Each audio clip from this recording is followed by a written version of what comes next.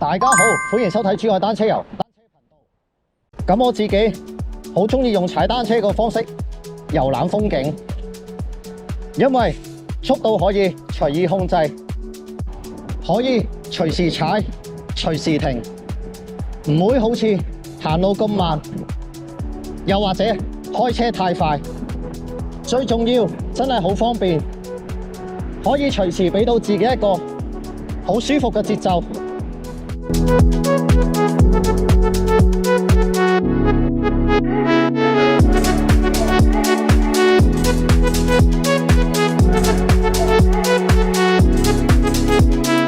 今集就會一連兩集，珠海日景同珠海夜景，用踩單車嘅方式去探索地方。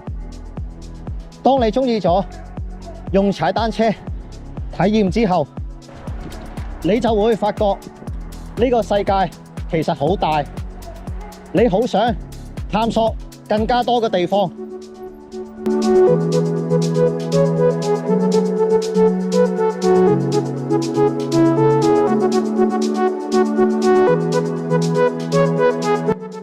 珠海日景呢段片，我就選擇咗情侶路去探索。情侶路全長28公里，成條路分咗3個部分：情侶南路、情侶中路同埋情侶北路。成條情侶路都充滿咗浪漫嘅氛圍。喺呢條路上面有好多標誌性嘅浪漫景點。今日就會用踩單車嘅方式遊覽情侶路浪漫之旅。今日總共會去6個地方。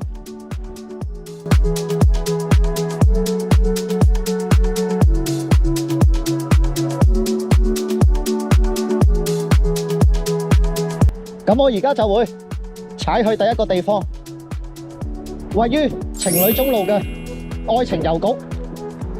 作為首部浪漫之旅，話咁快就嚟到情侶中路啦。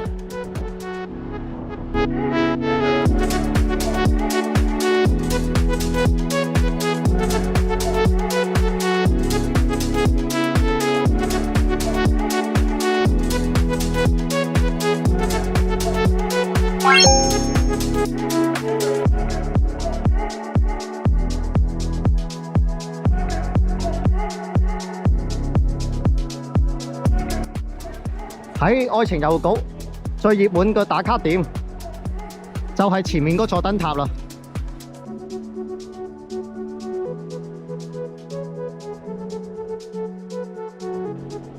而家離開愛情郵局，向下一個地方珠海漁女出發。兩個地方非常近嘅，就喺前面幾百米就到啦。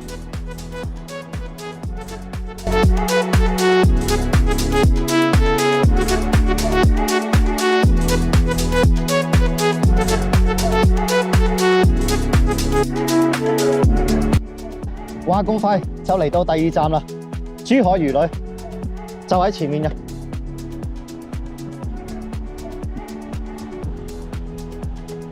以前呢段路係唔俾踩單車嘅，而家佢將一半嘅道路改咗可以俾踩單車，咁樣遊覽嘅話更加舒服啊！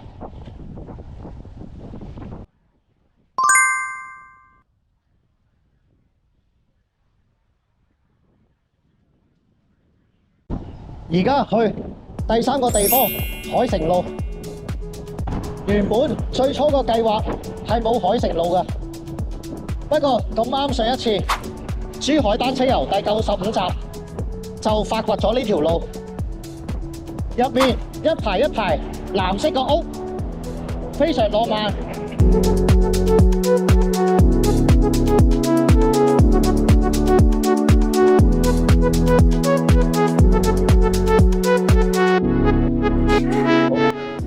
海城路。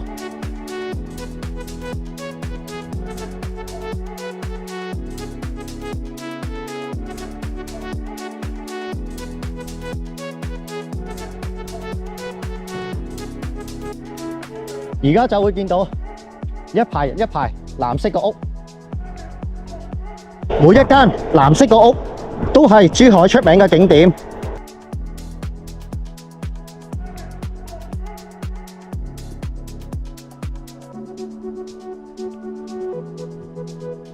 海城路今次第2次去啊，其實入邊係非常之短嘅，10秒內就已經可以踩完啦。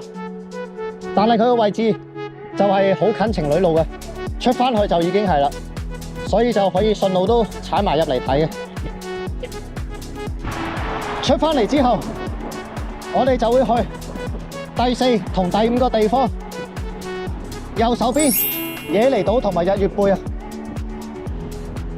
野尼島同埋日月貝係連接喺情侶路上面嘅一個小島啊。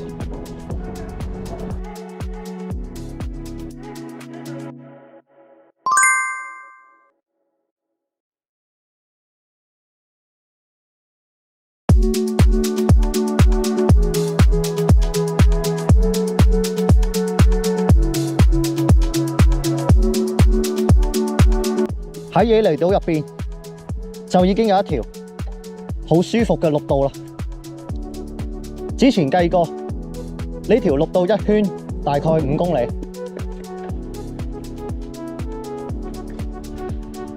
咁我就慢慢踩，一齊細心欣賞呢一條咁靚嘅綠道啦。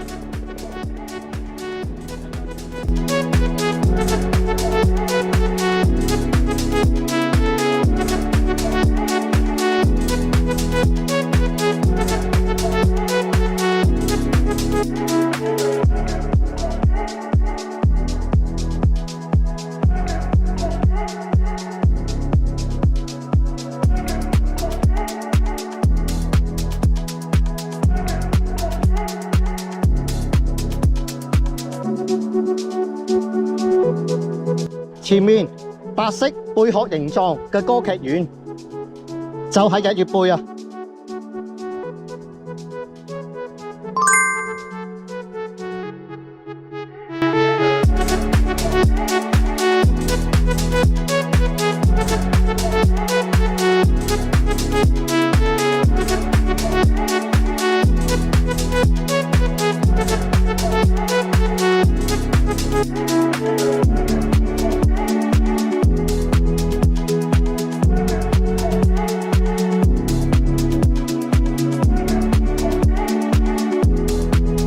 嚟到呢度已經完成咗野尼島同埋日月貝啦，而家準備離開。唔係講笑，喺呢條橋踩單車，望出去個海景真係好靚。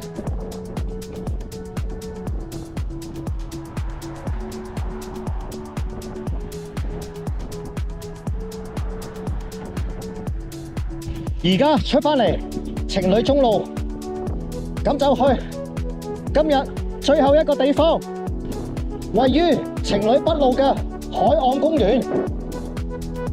喺海岸公園入邊有一棵愛心樹，呢棵愛心樹就作為今次浪漫之旅嘅結尾。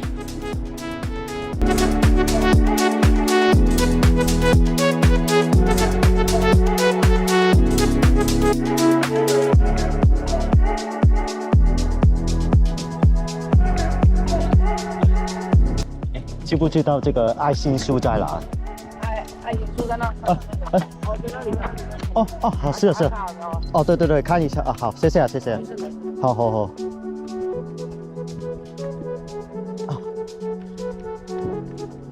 哦，啱啱，原來愛心樹就喺呢度噶啦。好，而家踩過去先。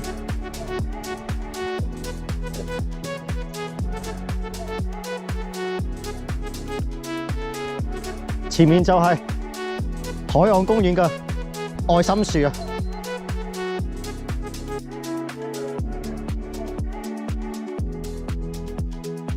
其實呢個地方出面嗰條馬路我踩過好多次㗎喇，不過我都冇留意原來呢度有一棵愛心樹。